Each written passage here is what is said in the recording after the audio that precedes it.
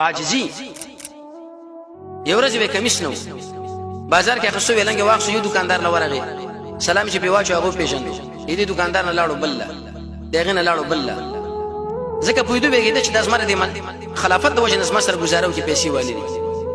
د دې وجه شیخ محمد لویل درس کوي چې د علم به پیسو خرچي کې دا شکل تاسو رب العالمین درکې قسم په الله چې پیسو ولا شی الله درکې جامې دي خوراک دي او څنګه هیڅ وخت دکاندار لدی شویل پکار نه دی چې زه امیر صاحب موضوع طالب العلم موضوع مولای مو خیر د مسره گزارو کاغه نور مسره گزاره نه کوي ورته حلاله ګټه وکړو شهر باندې را خرڅ کا دې ملګری نه وانه خصه چې دا بلدی د بل نه وانه خصه د بل نه وانه خصه اخري او ماشوم لورغه دکان کې ناسو پلان نه و ودا کمیس په 100 روپے دی پدری ویره کا پلار چې کله راغی ماشوم ډیر خوشاله پلار له شما سودا کړی د 2 روپے شین بدري خرڅ کړی وڅنګ سړی و ودا رقم وکټو دا رقم قواره ودا وی قسم په الله چې دا خلیفہ امیر المؤمنین علي بن ابي طالب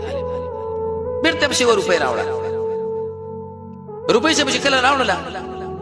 نو په دې مقام کې ورته ویل چې دا روپے د تواله څخه تابانه روپے منګټلې دا ولې دراوړل زه په کمیس باندې راځم او بچستا بدري پیسو څومره ساده شو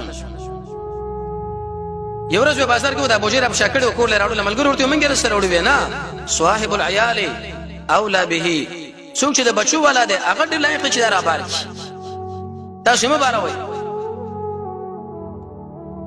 یو ورځ کومه چې دا خلافت کې ځان له چې کومه ډوډۍ مقرره کړې و کومه بوجي پاغي باندې وربشو بوجي و پاغي باندې د مهر او ټاپه والے و د بیت المال نه به خوراک نه کو بلکې د مدینه منورې نه به ورته راتلو وی وجه دا ده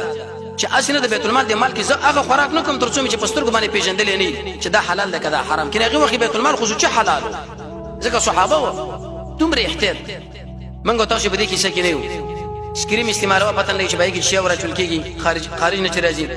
کریمونه استعمالو پتن لګي چې بای کې شی ورچول کېږي وکی راځي بس پکې صرف خوراک او څښاک دی یو ورځ عثمان رضی الله عمر رضی الله عنه ویل وکاش کړه طعام نه ویل دی ولی وی قسم په الله چې خوند مال نه کې لکه چې ریا لپاره کړي وی په دې حرام باندې سړي د زړه وجه نه کېږي